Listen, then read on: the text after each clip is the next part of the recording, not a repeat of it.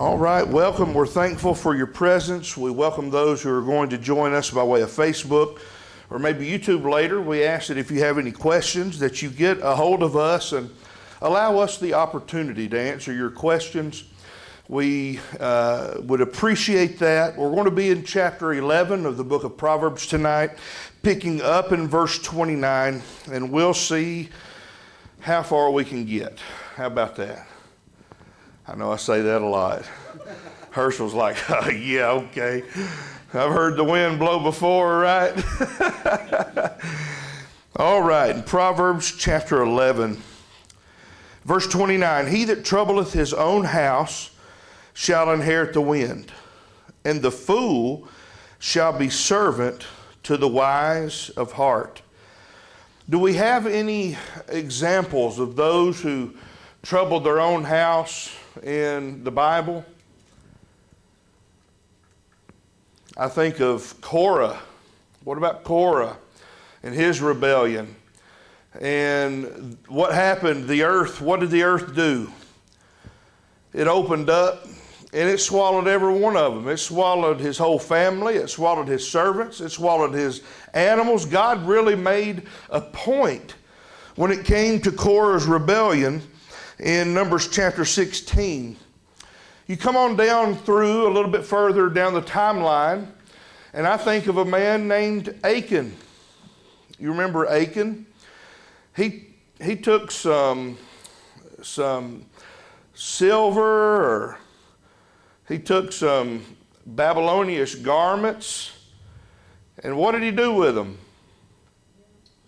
He hid them under his tent, didn't he? Oh, but God knew right where they was at.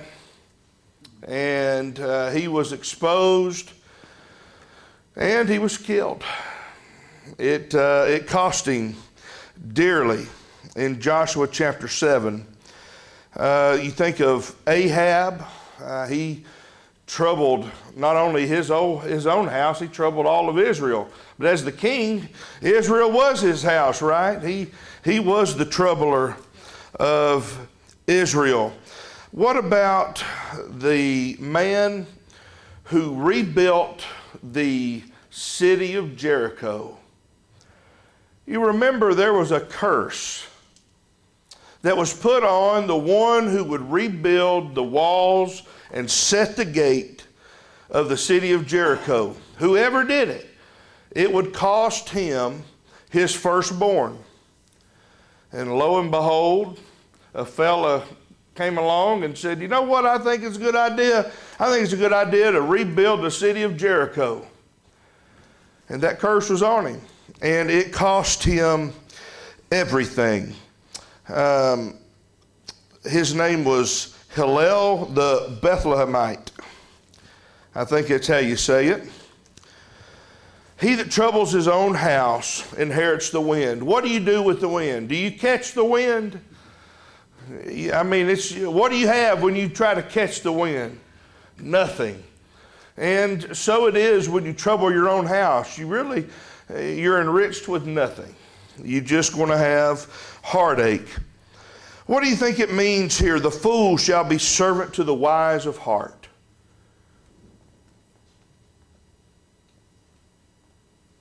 The wise man knows how to be in charge, doesn't he? The wise person, there's nothing wrong with being the employee that clocks in 9 to 5 down there at the factory. But some people would rather work for themselves, right? And so what do? They go out on their own, they start their own business, and they're their own boss. In some ways, it's very wise. Then what are they going to do? They're going to have people working for them and answering to them, right?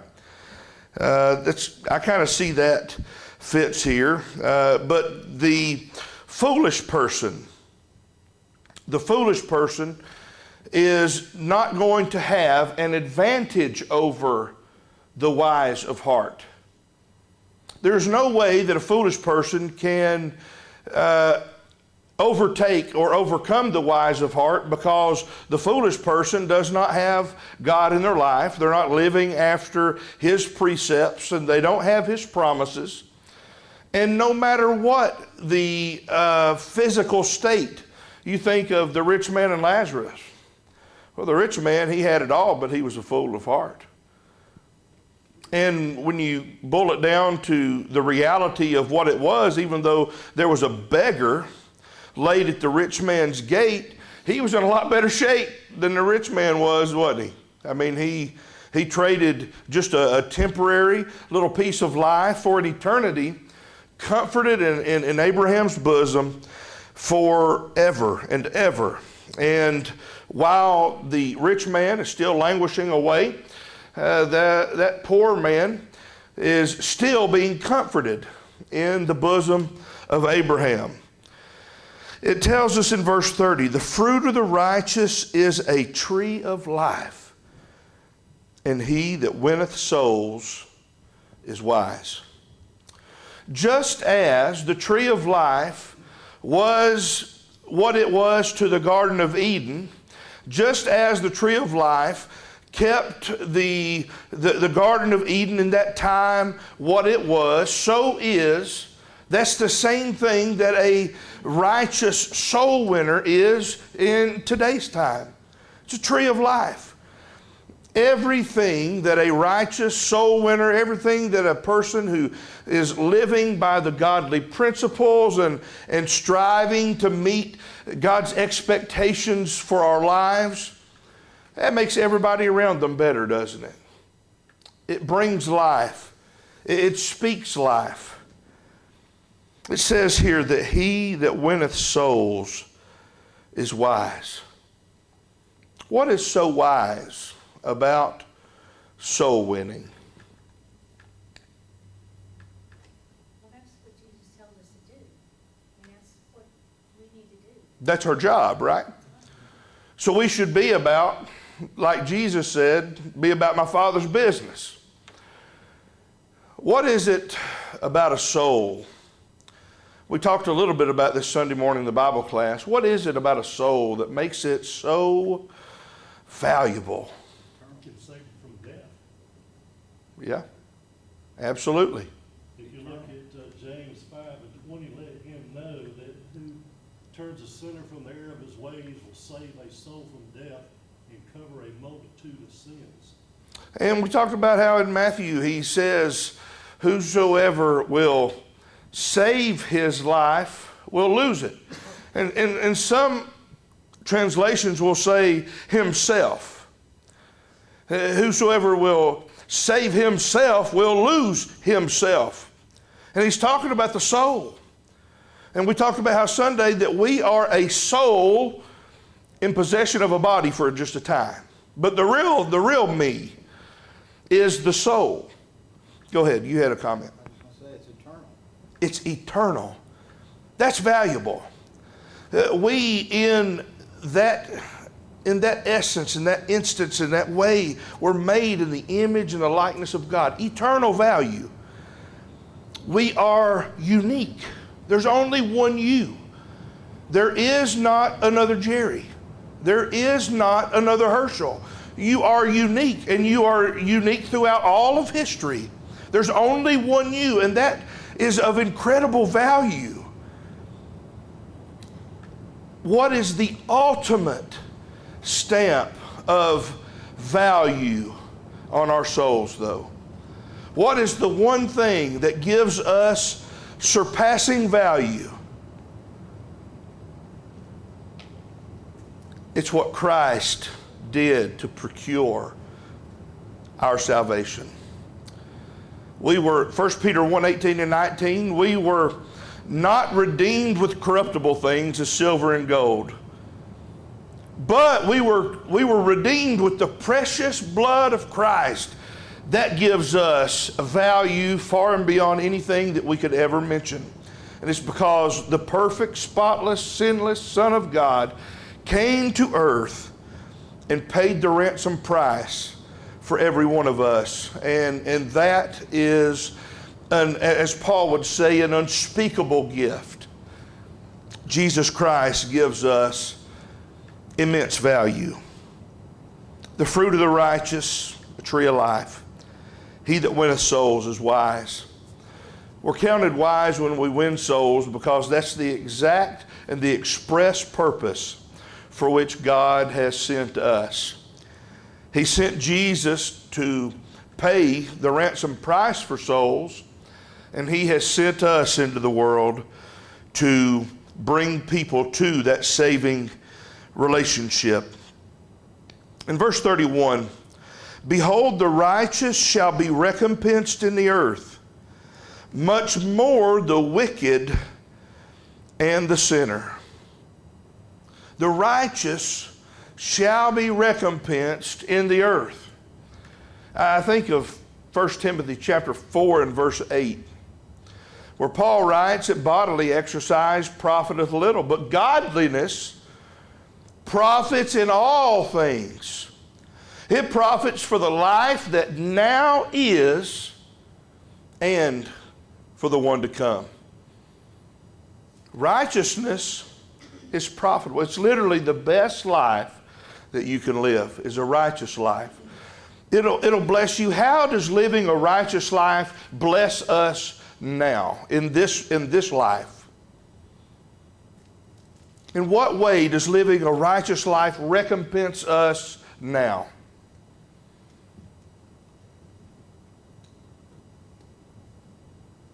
For one thing, I think that it gives us, we have a family here on earth.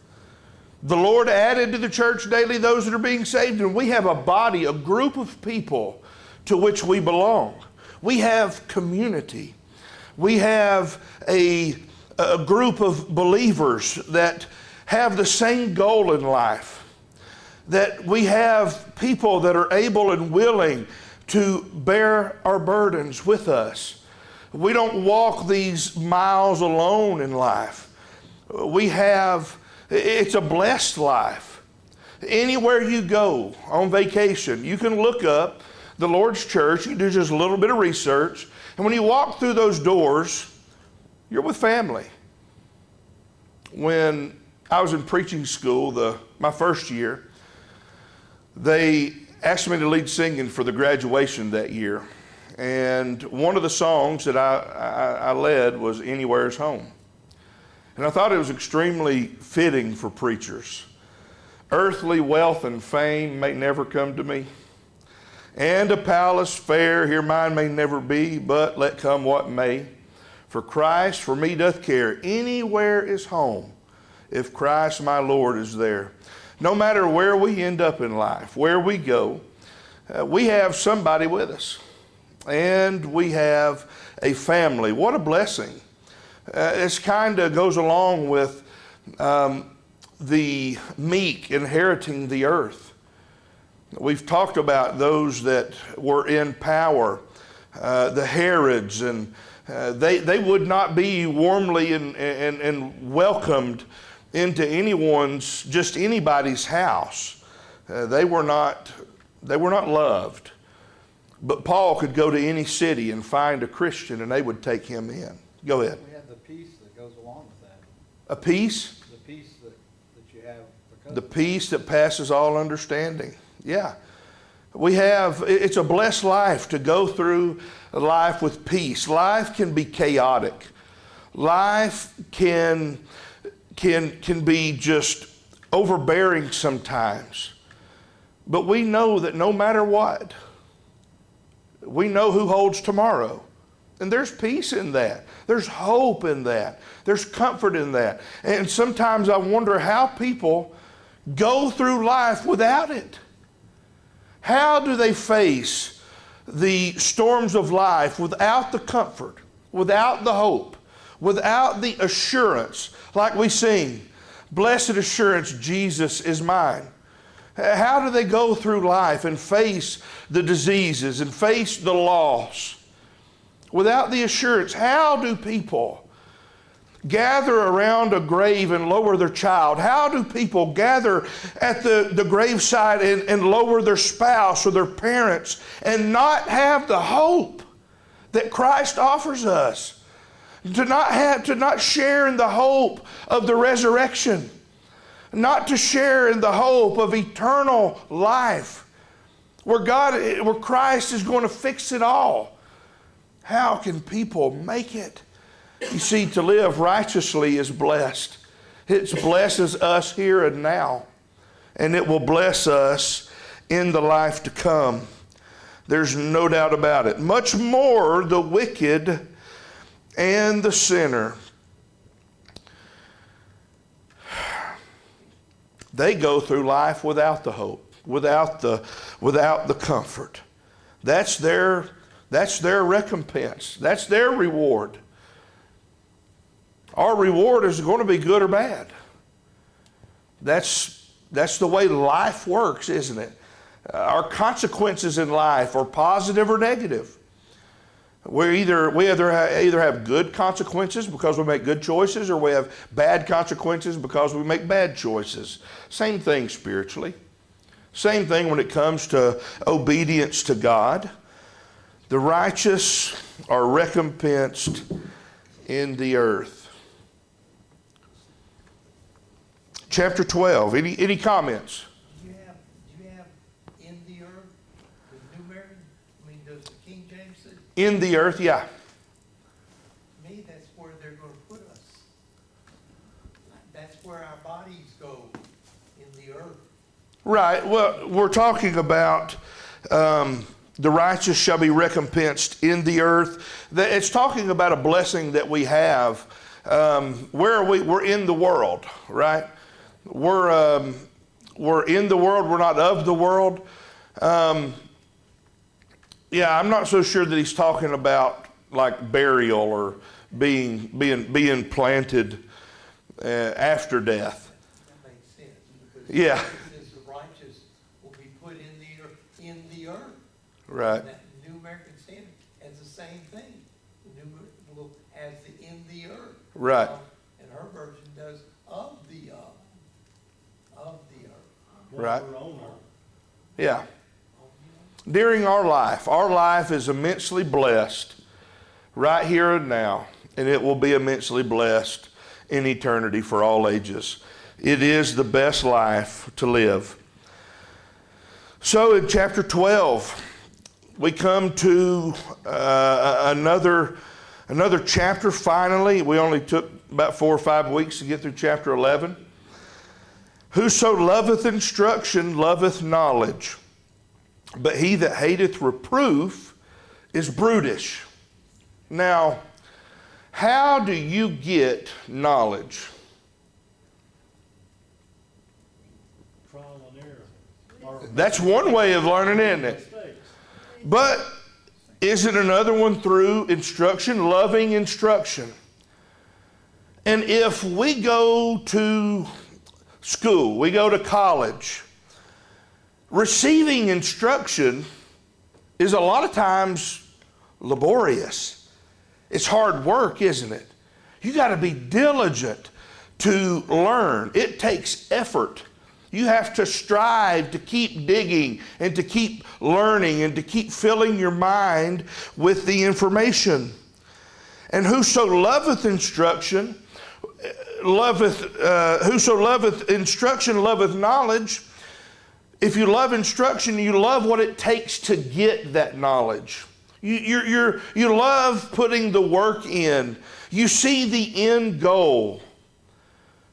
What is knowledge? Sometimes we call. Knowledge is power. We say that sometimes. But the application of knowledge is wisdom. And if we love knowledge and we desire to be wise, we will do what it takes to get the knowledge. We will love instruction.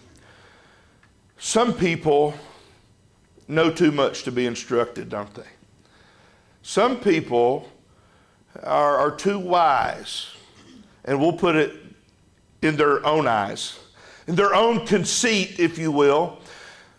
You can't teach them anything. They don't love instruction. What do they love? They want to be in the place of instructing. They want to be in the place of teaching. They go to the doctor and they want to tell the dentist how to perform the root canal. You know, it's really? Not everyone knows everything about everything. And so we need to know our place, right? What is a good word to describe knowing our place? Humility, humble, absolutely. I need to recognize that there might be somebody out there that knows a little bit more than I do. There might be someone out there who has a perspective that will benefit me in my life. But I've got to be humble enough to receive the instruction. I've got to be humble enough to view someone else as having something that they can actually offer me, and that it'll be beneficial to my life. And true self-awareness will tell us we don't know everything. Yeah. If we're honest with ourselves. Yeah, I would have no business trying to tell you how to do physical therapy. That would be absolutely ridiculous. But some people are like that. Some people are like that. You know, some people would want to try to tell Elon Musk how to do this, that, or the other when they're not even in the same wheelhouse. Have no business doing that. So yeah, it'd be like the preacher trying to tell Steve, the visitor, how to be an astrophysicist. That'd be absolutely ridiculous, right? I can't spell astrophysicist. But there you got some people they think that they know it all. But whoso loveth instruction loveth knowledge. But then the second part of the verse says, he that hateth reproof is brutish. That word brutish, it has the idea of animalistic. Sometimes animals, you see, they've got a thorn in their paw. They've got something, and you try to help them, and what are they going to do? They're going to fight you to the end. You're trying to help them, but they don't know that. And sometimes they get in their own way of being helped, of being rescued. And so it is with someone that doesn't take the time to be instructed. Those who cannot be rebuked or reproved. Those that know too much for their own good. They're like that animal that is in their own way and can't help themselves. They're brutish. New King James says, he who hates correction is stupid, and that's how that animal is. Exactly. They don't know. And sometimes it's good just to boil it down and call it what it is. Call the spade a spade. Those that are beyond instruction and reproof are actually stupid. That's what the Bible says. Now, a lot of people would say, well, we don't like that word. But it is what it is, folks. It's not very smart to be beyond reproof, beyond instruction, and even beyond correction. What if Peter had been beyond reproof in Galatians chapter 2 when Paul withstood him to the face because he was to be blamed? Well, then Peter would have been lost because of his prejudice towards the Gentiles when the Jews showed up. You see, the difference between the lost and the saved, it's not perfection. It's not getting it right all the time. It's a disposition of heart and mind. It's humility. It's being willing to be teachable. It's being willing to be moldable. It's being willing to recognize I don't know it all. And I can be made better by those around me. And that's one of the beautiful things about the church.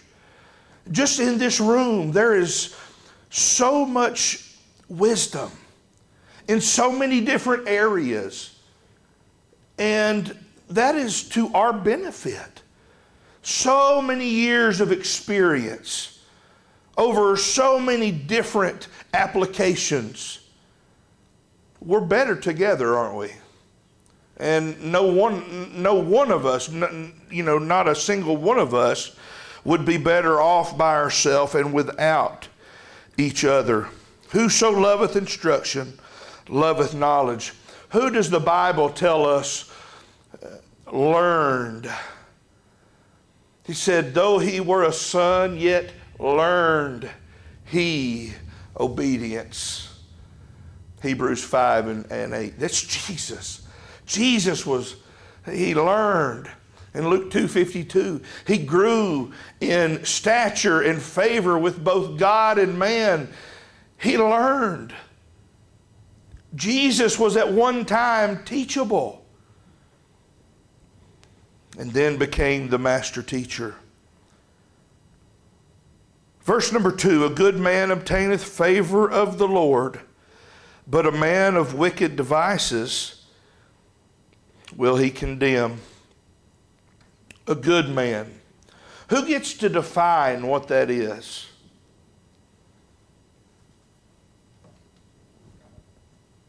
Does society get to define what that is? No, because that could be Lucy that turned to Luke and they say, well, that's a good man. Society doesn't get to define what that is. They can't even define what a man or a woman is. God gets to define who's a good man and who's a good woman. And it's God that gets to define man and woman, right? A good man is that person which strives to live for God. The good man is not a perfect man, but he's a faithful man. Does what he can. A good man supports his family, doesn't he? Good man works and earns a living and gives back. He's beneficial to society. That's a good man. God gets to define that. A good man has favor of the Lord. You ever heard that saying, how are you doing? I'm blessed and highly favored. That's a good saying, especially when it's true. Where do all good blessings come from? From the Lord. If we're going to be blessed and favored, let it be of God. Let it be of the Lord. That's a true blessing. But a man of wicked devices will he condemn. Is God going to let the wicked get away with it? No, and a lot of times those wicked devices become their own traps, don't they? I think we talked about that last week. Their own devices, their own wickedness will catch them up. They weave their own webs, right? And then they get caught by them. A man shall not be established by wickedness, but the root of the righteous shall not be moved. What is he saying here? The root of the righteous shall not be moved. Righteous are well-grounded. Well-grounded, foundation. The root of the righteous, rooted and grounded in love, growing up into him in all things, who is the head, even Christ. I think of Psalm chapter 1. Blessed is the man who walks not in the counsel of the ungodly, or stands in the path of the sinners, or sits in the seat of the scornful. But his delight is in the law of the Lord, and in that law does he meditate both day and night. And he shall be like the tree which is planted by the rivers of water. He brings forth fruit in his season. Whatever he does will prosper. It says the ungodly are not so, though. The ungodly will not stand in the congregation. But the idea, the picture of Psalm 1 is that righteous person is like that tree that's planted and its roots are deep and he's solid and he's got the sustenance and the nourishment from the water, the nearby water source. That's what he's talking about. The righteous shall not be moved. Where are the righteous as God depicts them in the Bible? in the hollow of his hand. And we can literally sing, I shall not be moved. Because Jesus said, no one can pluck them from my Father's hand. That's pretty secure, isn't it? That's a safe place to be. Those that practice wickedness, they're not going to be established. God's going to take care of all of that. Verse 4, a virtuous woman is a crown to her husband, but she that maketh ashamed is as rottenness to his bones. Is there a popular saying about a husband and a wife, a successful man?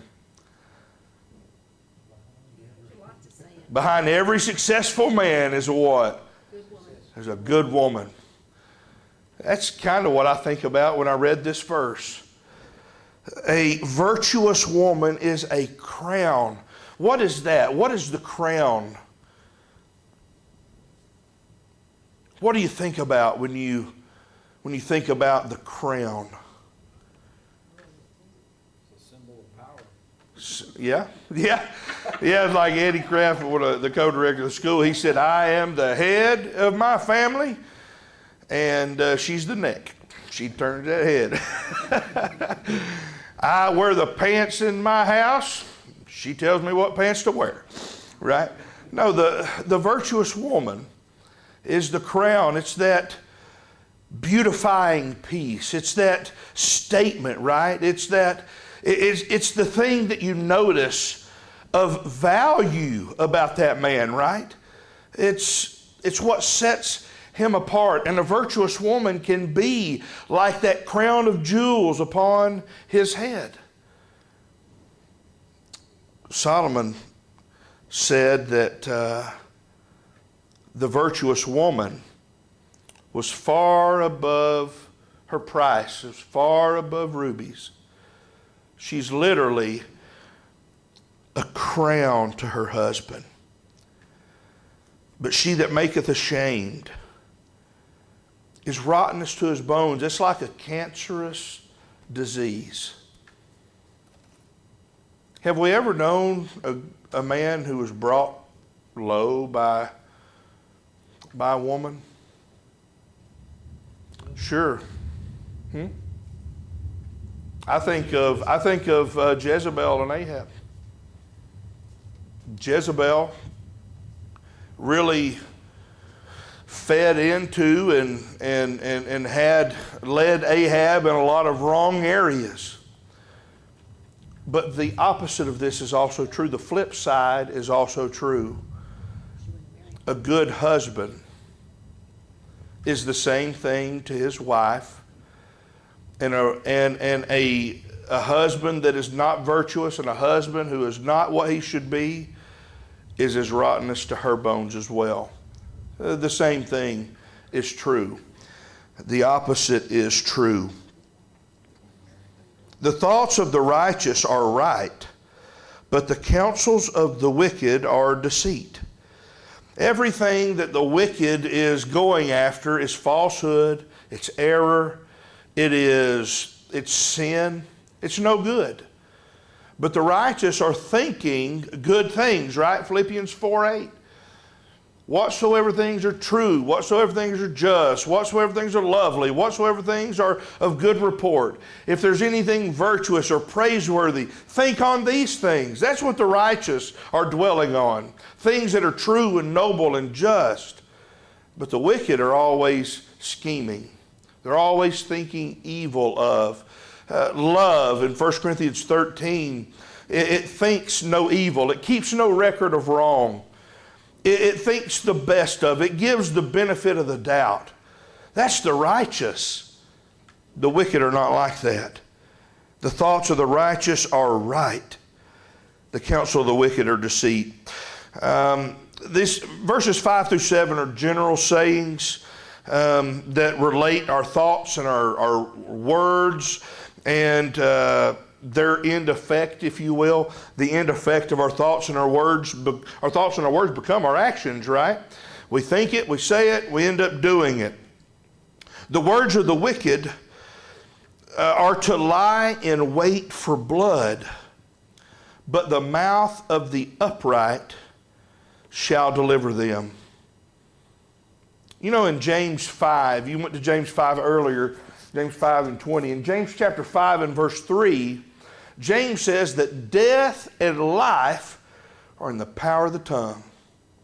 We can use our tongue to speak life or death. We can use our tongue to build up or destroy.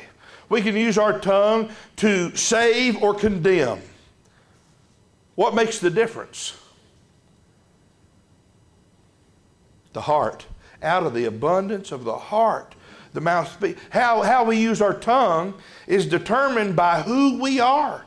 In our innermost being, the heart of man is literally revealed by his tongue. It says that the words of the wicked are to lie in wait for blood, but the mouth of the upright shall deliver them. Verse 7, the wicked are overthrown and are not, but the house of the righteous shall stand. In these last two verses, verses 6 and 7, I thought of an Old Testament figure. He was a brother to several. Anybody want to take a stab? He had several brothers. He was despised and hated. Joseph. I really thought of Joseph when I read these two verses, because the words of the wicked are to lie and wait for blood. What did his brothers want to do? Let's kill him. Let's kill him. Let's be done with this pestilent little brat. Finally, the oldest said, no, let's not do that. But we could sell him. We could sell him. What happened? The wicked are overthrown and are not. What happened? There was a famine that came. And it put those guys in a really bad, precarious situation, didn't it? But what happened to Joseph in all of this hardship? He was elevated. And at this time of famine, he was the most powerful man in Egypt.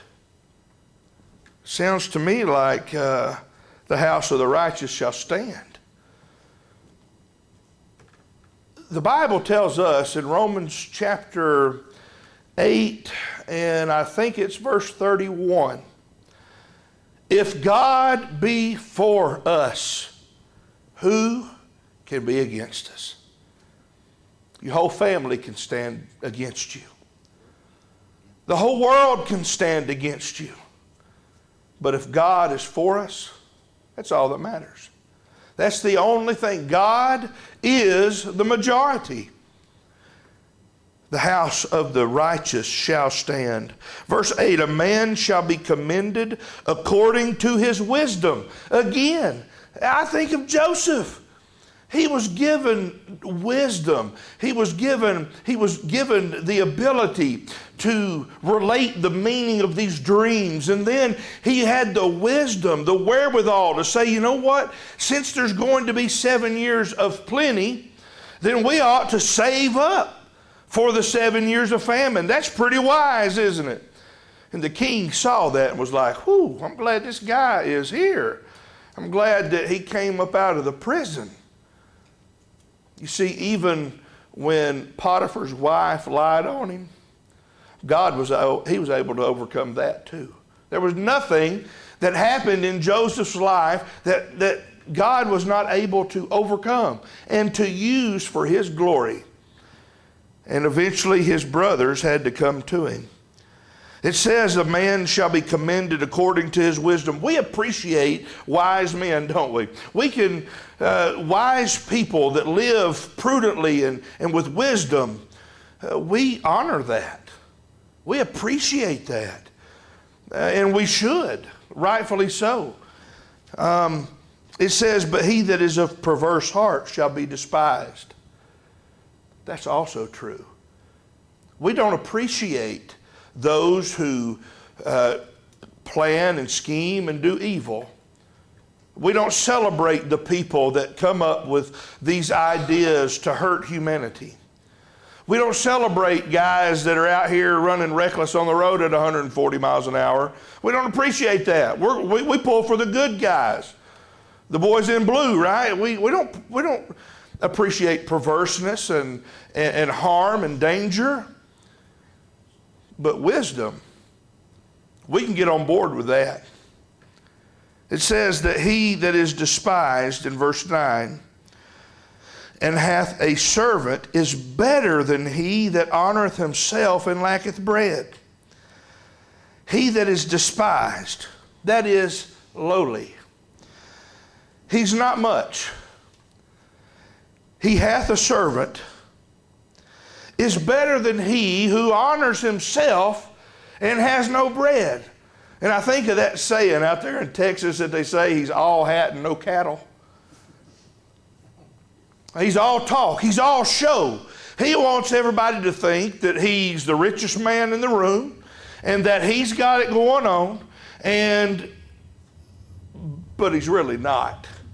And the person who has himself under control thinks of himself in the right way, humbly, who can take care of himself but isn't the one out here boasting about everything he's got and what he's doing.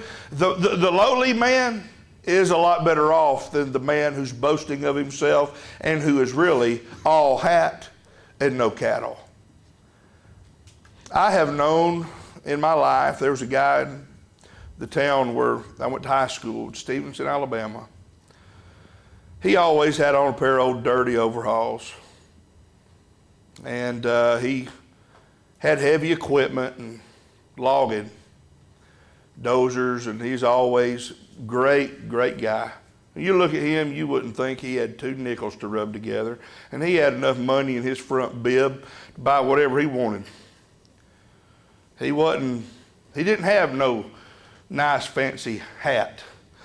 But he had all the cattle he wanted, I guarantee you that. It's not about the show, is it?